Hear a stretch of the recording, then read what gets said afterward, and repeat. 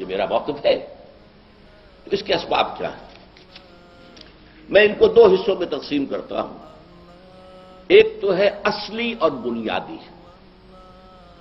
اور نمبر دو داخلی اور خود کردہ. یہ ایک ہی کی تقسیم میں نے کی ہے. جو اصلی ہے، بنیادی ہے، داخلی ہے، خود کردہ ہے.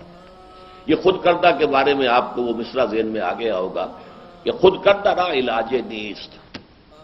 کسی اور نے آپ کے ساتھ کوئی برائی کی ہو تو شاید کوئی اس کا مداوع ہو سکتا، آپ نے خود کی ہو تو اس کا کوئی مداوع نہیں. وہ کیا ہے؟ پاکستان کے قیام کا جو اصل مقصد، اس کو ہم نے ترک کیا. اب یہ ایک بے مقصد ملک ہے. یہ ایسا تیر ہے جس کا کوئی ہدف ہی نہیں. وہ تیر نیم کش جس کا نہ ہو کوئی ہدف.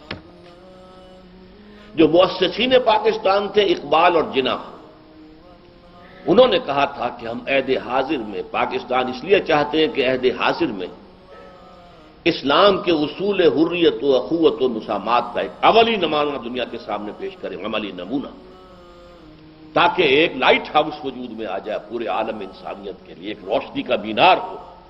جیسے کہ بعض جگہ سمندروں کے اندر جزیروں پر بنا دیے جاتے ہیں کہ یہاں سے بچو، یہاں یہ جزیرے ہیں، کہیں ٹکرا نہ جانا آ کر. تو یہ چیز جو ہے اس لیے پوری دنیا میں، جبکہ اندھیرا ہے، انسان کو نظام عدل اجتماعی کی تلاش ہے لیکن مل نہیں رہا. اس نے بڑی قلع بازیاں کھائی ہیں انسان نے. وہ ملوکیت اور جاگیرداری کے دور سے نکلا فرنچ ریولوشن کے ذریعے، تو وہ سرمایہ داروں کی ہتیا پر چلا گیا.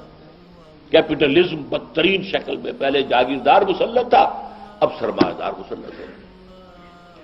اس کے بعد اس کے رد عمل میں کمیونزم آیا، سرمایہ داری کے خلاف رد عمل میں، وہ بھی ختم ہو گیا. اب انسان پھر کھڑا ہوا ہے، اور امریکہ، اس کے الائز اور مغرب اور اس کی تہذیب، وہ سب چاہتے ہیں کہ یہی جو ان کا نظام ہے یہی قائم رہے، دائم رہے، باقی رہے، پوری دنیا میں چھا رہے. سیکولرزم، انٹرسٹ بیسڈ کیپٹلزم، اور شرم اور عفت اور حیا کے تمام تقاضے ختم. دوسری طرف اگر کوئی اور نظام نہیں آیا، اسلام سامنے نہ آیا، تو پھر کمیونزم سے ملتی جلتی کوئی شکل دوبارہ دنیا میں آ جائے گی. اس کیپٹلزم کے خلاف انسان نے بغاوت کی تھی نا، تبھی تو کمیونزم آیا تھا. اور آج جب یہ کیپٹلزم گلوبل ہو رہا ہے، گلوبلائزیشن کیا ہے؟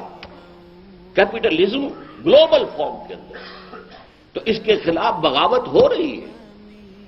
جو کچھ کے مظاہرے مخالفانہ ہوئے تھے، جہاں کہیں بھی یہ گلوبلائزیشن کے لیے کوئی میٹنگ ہوتی ہے، سیئٹل میں ہنگامے ہوئے، کرفیو لگا، امریکہ میں کرفیو، توڑ پھوڑ ہوئی، واشنگٹن میں ہوا، ڈیووس میں ہوا. دنیا میں کتنی جگہوں کے اوپر بڑے عظیم مظاہرے ہو چکے ہیں. وہ سب مغرب والوں کو معلوم ہے کہ کیا ہو رہا ہے. اس کیپٹلزم کے خلاف بھی بغاوت مغرب میں ہوئی تھی، روس میں ہوئی تھی، وہ بھی مغرب کا حصہ شمار ہوتا ہے، اگرچہ مشرقی ملک بھی ہے. اور اب جو ہے این کیپٹلزم کے گھر کے اندر جو ہے ایک بغاوت اٹھ رہی ہے. لیکن ظاہر بات ہے کہ امریکہ اور اس کی تمام اتحادی قوتیں زور لگا کر چاہیں گی کہ سر کچل دیں، نپ دی ایول ان دی بٹ، اٹھنے سے پہلے اس کا سب کچل دیا جائے. اچھا، یہ صرف اقبال اور جناح کا معاملہ جو ہے اس میں تو زیادہ زور تھا اجتماعی نظام پر. اسلام کا نظام اجتماعی، اسلام کا سیاسی نظام اور اقتصادی نظام، سماجی نظام، system of social justice as given by Quran. لیکن اس تحریک کی حمایت عوام نے جو کی تھی اور علماء اور مشائخ نے جو کی تھی، پیر جماعت علی شاہ، پیر صاحب مانکی شریف، تمام تقریباً مشائخ جو تھے وقت کے، وہ سب مسلم لیگ کے ساتھ تھے. علماء میں اگرچہ جمعیت علماء ہند اور مولانا مدنی رحمۃ اللہ علیہ یہ پاکستان کے مخالف تھے، لیکن بہت بڑی تعداد علماء کے ساتھ تھی.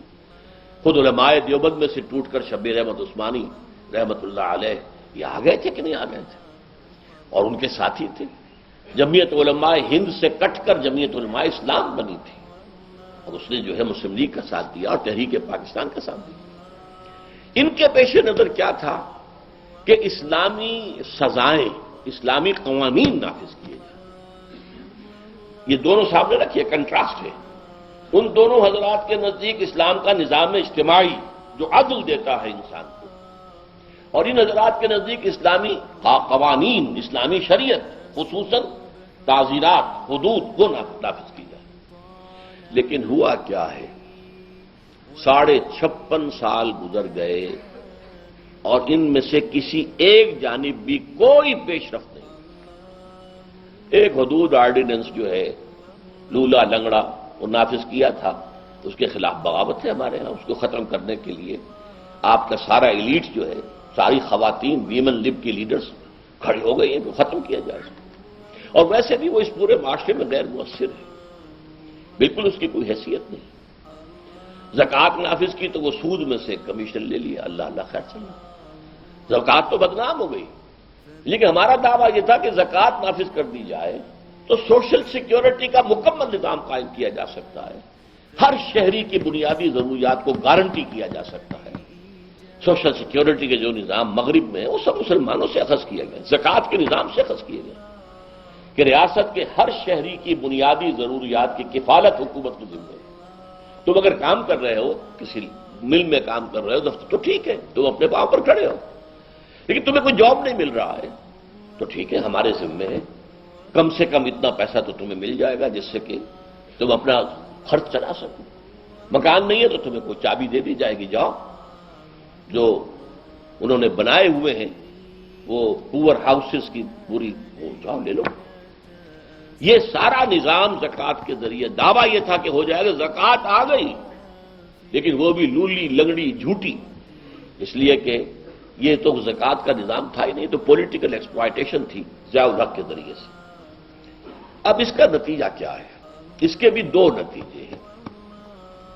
ایک خالص عقلی اعتبار سے وہ کیا ہے کہ پاکستان اپنی وجہ جواز کھو چکا ہے۔ جو مثبت مقصد تھا اس کا، تو 56.5 سال کے اندر آپ نے ادھر پیش رفت نہیں کی تو اپنا وجہ جواز کھو چکا ہے۔ اسے فارسی کا بڑا پیارا لفظ ہے جو انگریزی میں بھی استعمال ہوتا ہے، ریزان دی عقل، لیکن اب انگریزی میں ہم پڑھیں گے تو ریزان دی ایٹرے، کسی شے کے وجود کے لیے وجہ جواز۔ کوئی ہے تو کیوں ہے، ہم ہیں تو کیوں ہیں، وہ وجہ جواز پاکستان کھو چکا ہے۔ اور ظاہر بات ہے کہ کوئی شے جب اپنی وجہ جواز کھو بیٹھے تو اب وہ ایک ایسی کشتی کے مانند ہے جس کا لنگر ہی نہیں، لہذا کوئی لہر آئے گی ادھر لے جائے گی، کوئی زوردار اور لہر آ جائے گی ادھر لے جائے گی۔ ہم اس وقت بیس لیس ہے، ہمارا کوئی زمین پر ہمارے قدم نہیں ہے، ہوا میں معلق ہے۔ ہم پر قرآن مجید کی وہ آیات جو ہیں اس وقت جو ہے راست آتی ہیں، جو یہود اور نصارہ سے خطاب کر کے کہی گئی ہے، قل یا اہل الکتاب لستم علی شیء حتی تقیموا التوراۃ والانجیل وما انزل الیکم من ربکم۔ اے نبی کہہ دیجئے، اے اہل کتاب، اے یہودیو، اے عیسائیو، لستم علی شیء، تم کسی شے پر قائم نہیں ہو، تمہاری کوئی بیس نہیں ہے، تمہاری کوئی بنیاد نہیں ہے، تمہاری کوئی جڑ نہیں ہے، جب تک کہ تم تورات اور انجیل اور